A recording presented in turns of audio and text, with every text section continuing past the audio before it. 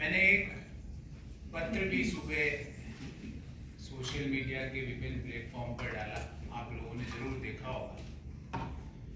और उस पत्र में मैंने अपने दिल की सारी व्यथाएं, इश्यूज जो मैं समय समय पर कांग्रेस पार्टी की लीडरशिप को अवगत भी कराता था, वो मैंने सारे उसमें लिख दिए। उसके अलावा मुझे कुछ नहीं कहना। मेरा दृष्टिकोण शुरू से ये रहा है कि भगवान श्री राम का मंदिर बने, न्योता मिले और हम न्योते को कांग्रेस पार्टी लिख के भेजे कि हम नहीं जाएंगे, मैं इसे स्वीकार नहीं कर सकता। देश में मैं अर्थशास्त्र का विद्यार्थी हूँ, बड़े समय तक अर्थशास्त्र और वित्त देश के प्रतिष्ठित संस्थाओं में पढ़ाया भी है मैंने। सुबह से शाम वेल्थ क्रिएटर्स को गाली, उन नीतियों को गाली, निजीकरण, उदारीकरण, वैश्वीकरण, जो पूरी दुनिया मानती है कि जो डॉक्टर मनमोहन सिंह जी और पीवी नरसिम्हा राव जी की सरकार ने किया, उन नीतियों को गाली।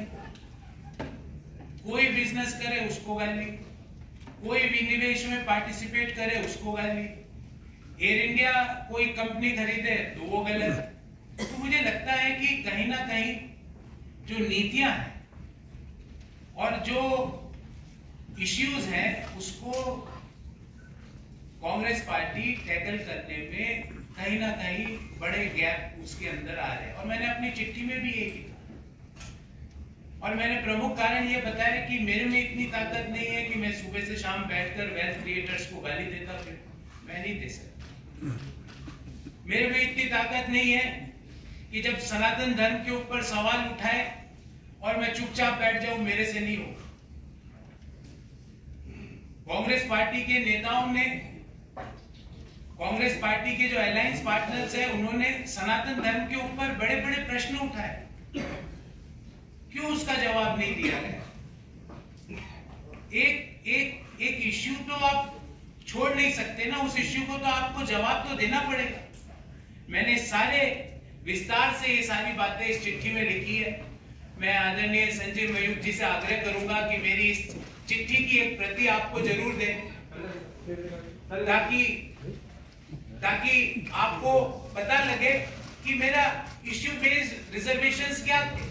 और मैं महाभारत के इस छंद से अपने आप को हमेशा रेगुलेट और डायरेक्ट करता हूं, जो मैंने इस चिट्ठी में भी लिखा है। धर्म एवं हतो हन्ति धर्मो रक्षति रक्षित, तस्य धर्मो न हन्तव्यो मानो धर्मो हतो वधित। अर्थात धर्म के मामले में आप चुप्पी साध लो, जो गालियां दे रहे हैं सनातन को आप चुप्पी साध लेते हो, वेल्थ क्रिएटर्स को जो गाली दे रहा है आप चुप्पी साध लेते हो और उल्टा गालियां दे रहे हो।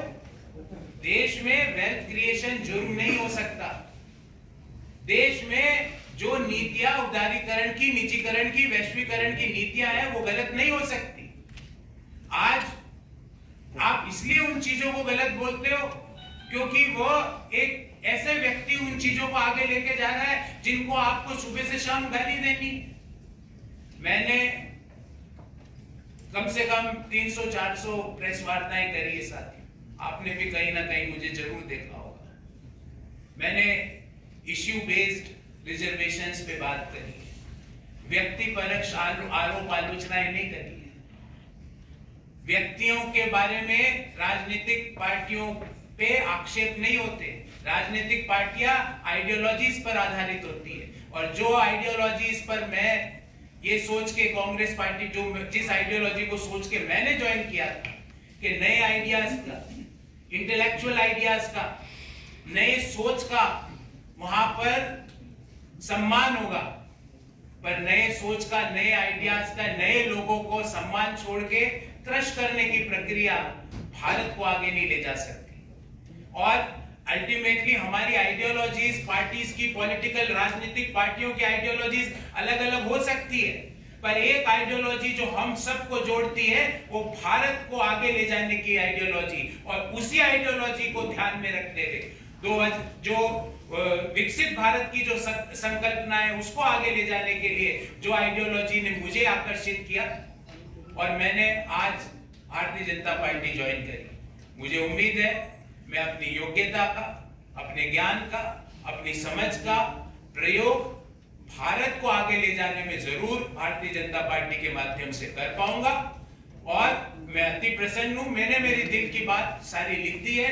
इससे ज्यादा ना तो मुझे किसी के व्यक्ति के बारे में टीका टिप्पणी करनी है। जो इश्यूज, और ये इश्यूज मैंने ऐसा नहीं कि पहली बार उठाए, पार्टी के हर पटल पे इन इश्यूज को मैंने समय समय पर उठाया और बेरोक टोक उठाया।